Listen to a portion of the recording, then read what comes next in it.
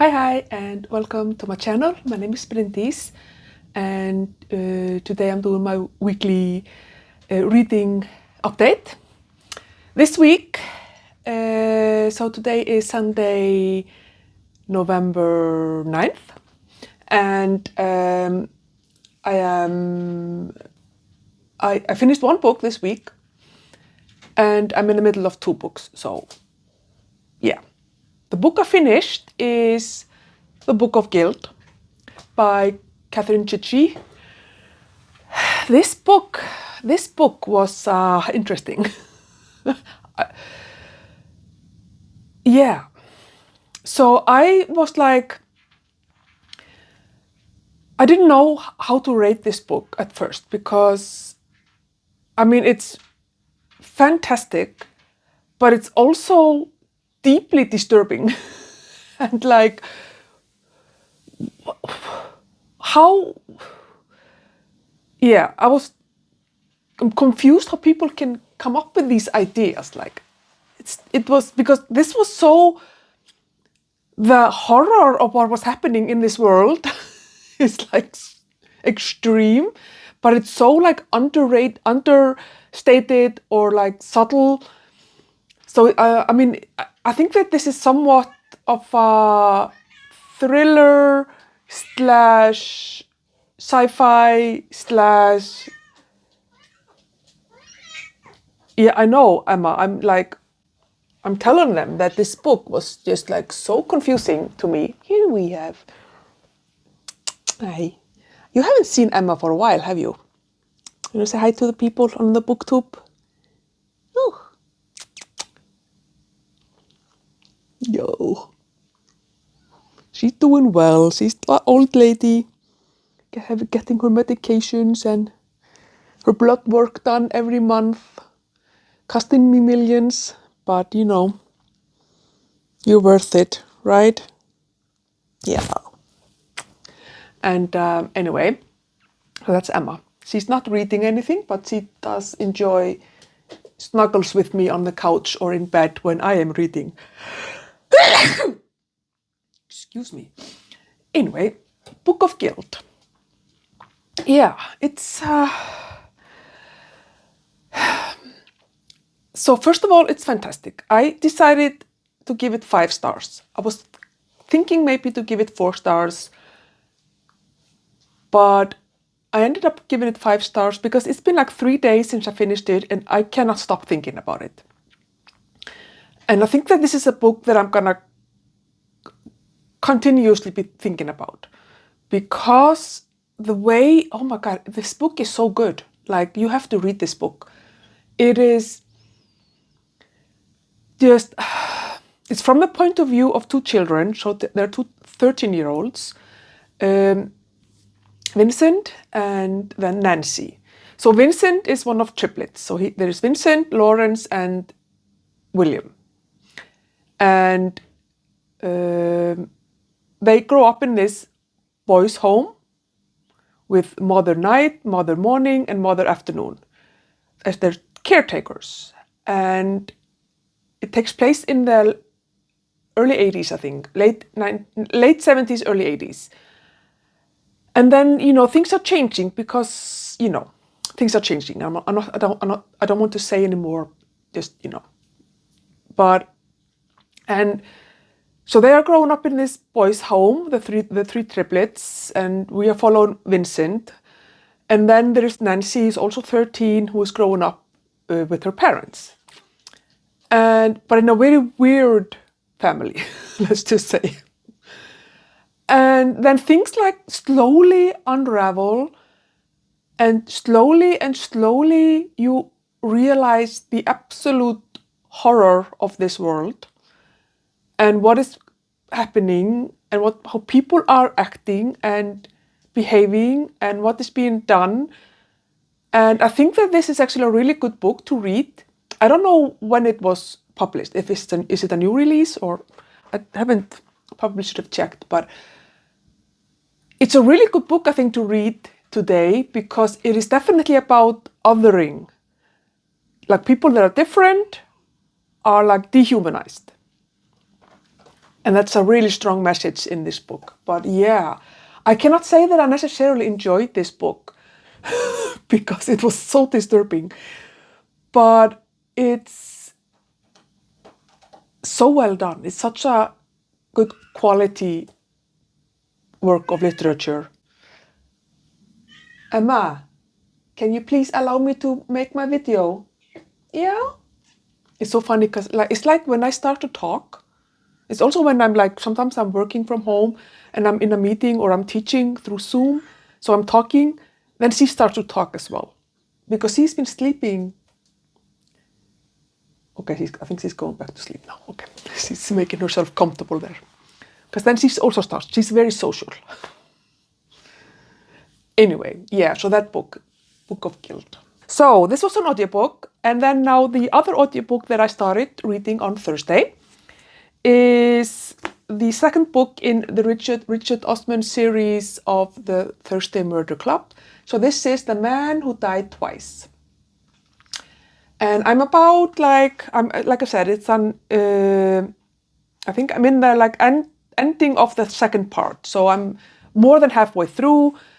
Maybe I have like 1/3 left of it, even maybe a little bit less. So I should finish it in the next couple of days. But I'm really enjoying it. I really love these characters, and I'm pretty sure that I'm gonna immediately go and read the third book because I also have that as a physical book to get them off my shelves.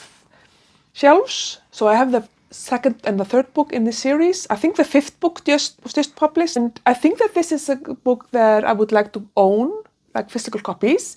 But I own the two of them in the Icelandic translation, and I think I would prefer to have them in English.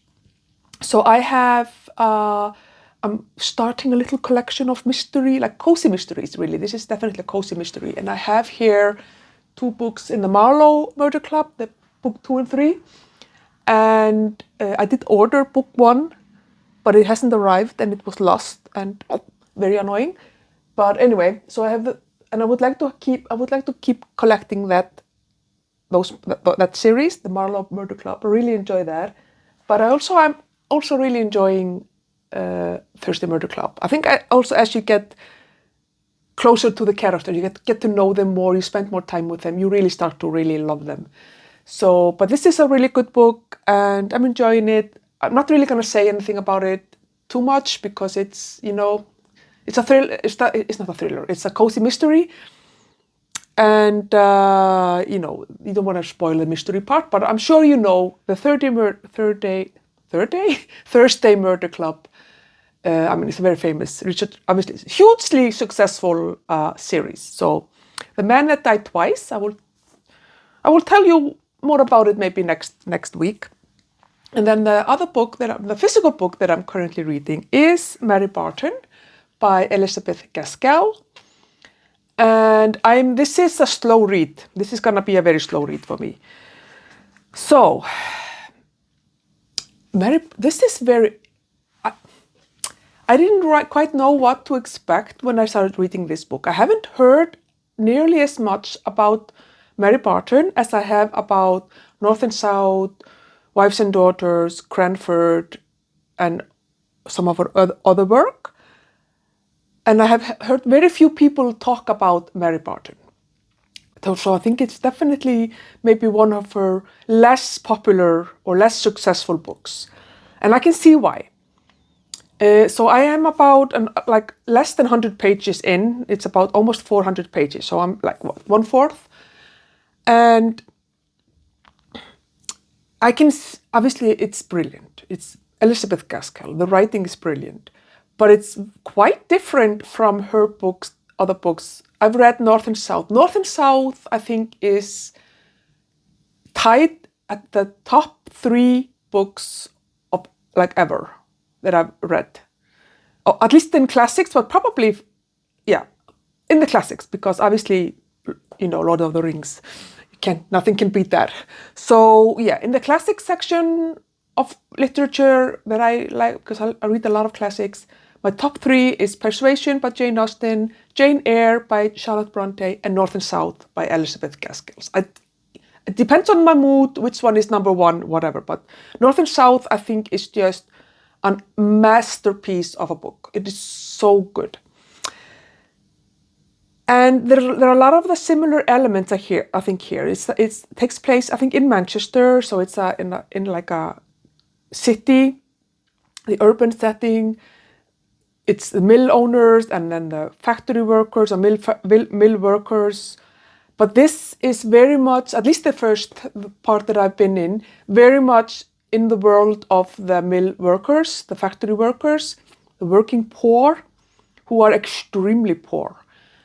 And just the extreme injustice of capitalist society, the mill owners being just living off, having a nice life, and these people having children crying and not being able to go to sleep because they are so hungry and you're not able to feed your children. Or even like get like medication if you're sick, and the horribleness of this injustice that is capitalism. But so far it's just bleak. So I'm just like waiting and hoping that they have. So in the back they talk about Mary Barton, who is the daughter of a mill worker, who is also a factory worker, who is also, there is like this. The union I think they are starting to form like unions, and there's some class conflict there. But then there is the mill owner's son. And I think I just read, in one of the chapters that I read, I think I finished chapter 7. Yeah, so I'm in chapter 7, and I think the mill owner's son has just been introduced. So there's, maybe something is starting to happen, because he's like, the mill owner's son is like thinking, oh, this is that lady. Or at least he mentions Mary Barton in his head. But it's very bleak. So it's like, I'm hoping it picks up a little bit. It's still good, but definitely not going to be, I think, in my top anything, because it's just a very serious literature. It's very serious. It reminds me of Salka Valka by Halldór Laxness, which I read last year, which is also just very anti-capitalist, and I feel like this is quite anti-capitalist, or at least it's a type of book that makes me happy that I'm a social democrat, basically. Anyway, I think this book is going to take me a while to read. So, oh my God, I'm already 15 minutes in. Because this book is going to take, I'm not going to rush through it. I'm not going to force myself to read more than a couple of chapters a day. I want to still enjoy reading it, even though it's a little bit more serious and a little bit different than I was expecting. I think I will probably still really enjoy it, or at least be happy that I've read it when I've read it. And knowing Elizabeth Gaskell, I know there is going to be a lot of emotions and understated heartbreak and all of those things. So I'm looking forward to that. But so I have these 2 books. This one I'm going to be done with in a couple of days. This one is going to stay with me for a while. So I'm thinking that I would actually like to have another physical copy to pick up, and which is hopefully going to be a little bit less serious. So my trusted TBR jars. Because I'm, if you know me, you know that I have 4 TBR jars, because I need things to be categorized and in boxes, or jars, basically. So I have a jar that is my classics.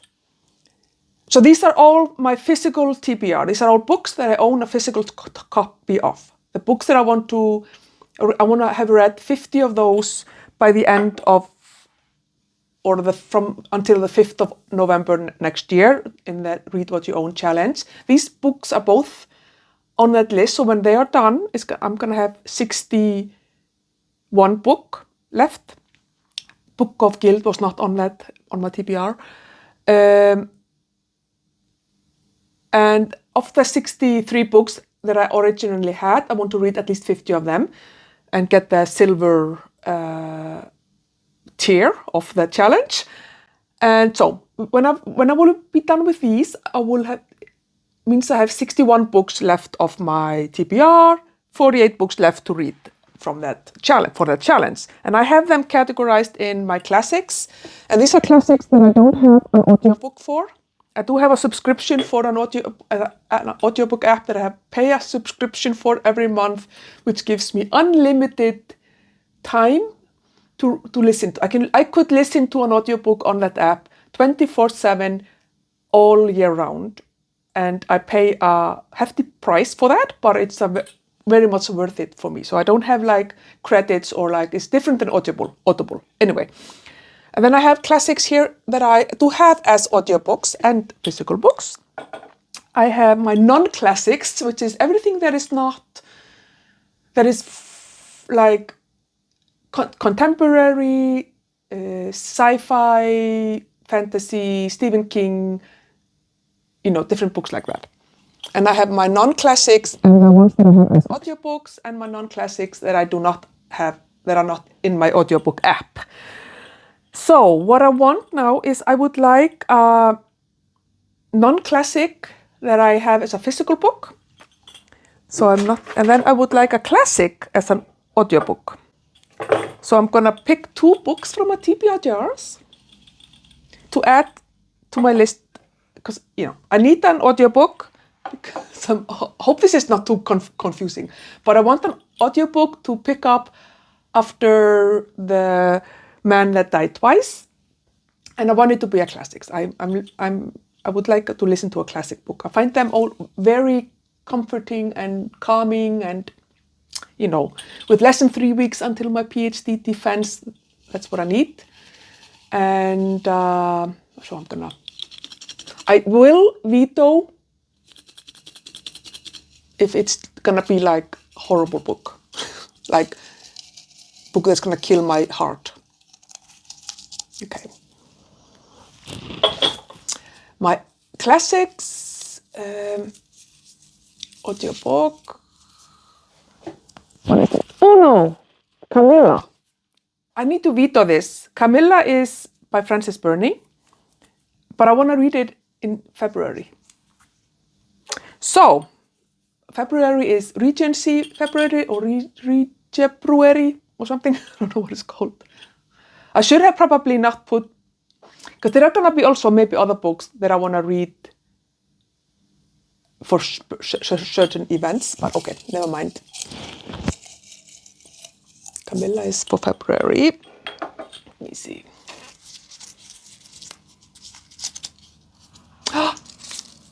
Charles Dickens. So I just have Charles Dickens and I'm gonna put it back into my jar because I'm just planning to read for the next few years all of Charles Dickens in publication order.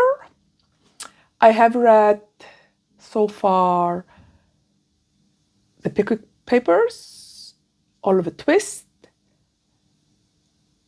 Nicholas Nickleby, and the next book on the list is, let me go check. So the next book on the list for Charles Dickens is actually The Old Curiosity Shop. And I don't actually own a copy of that book. So I don't know why, yeah, obviously it's here. But I want to read Charles Dickens in publication order. So I'm going to read The Old Curiosity Shop.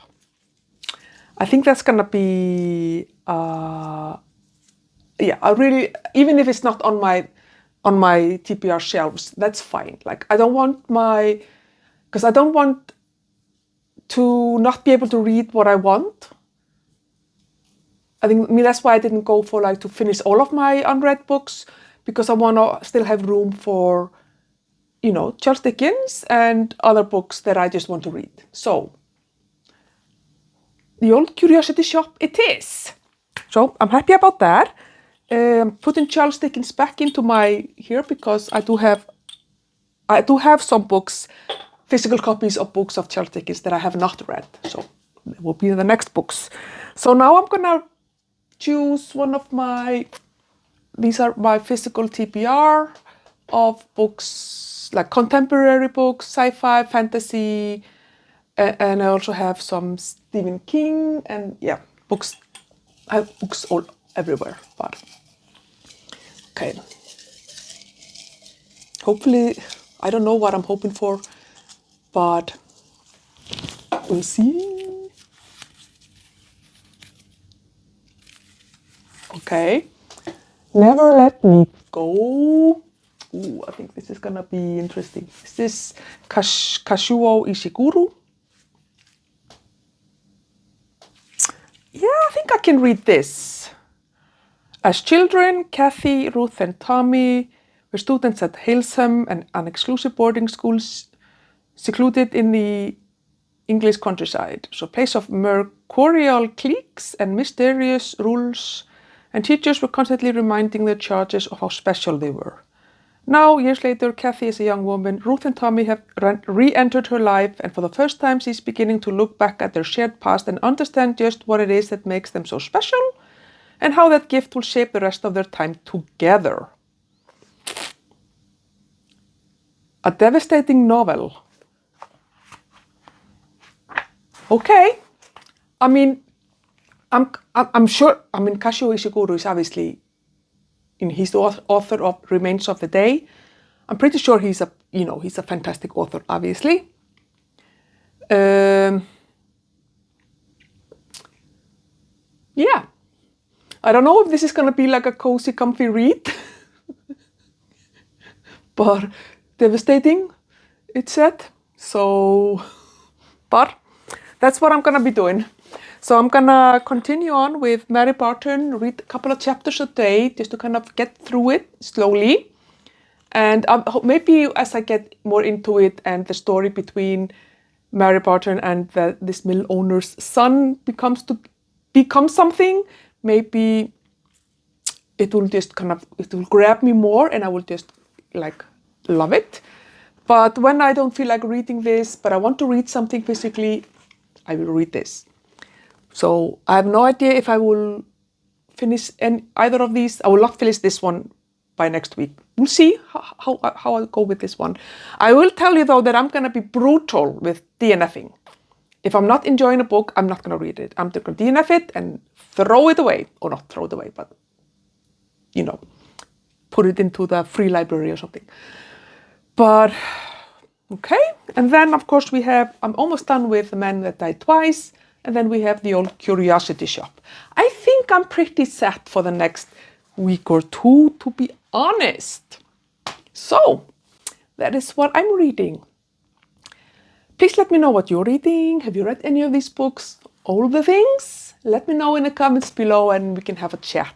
Thank you for watching and I will see you in my next one. Bye.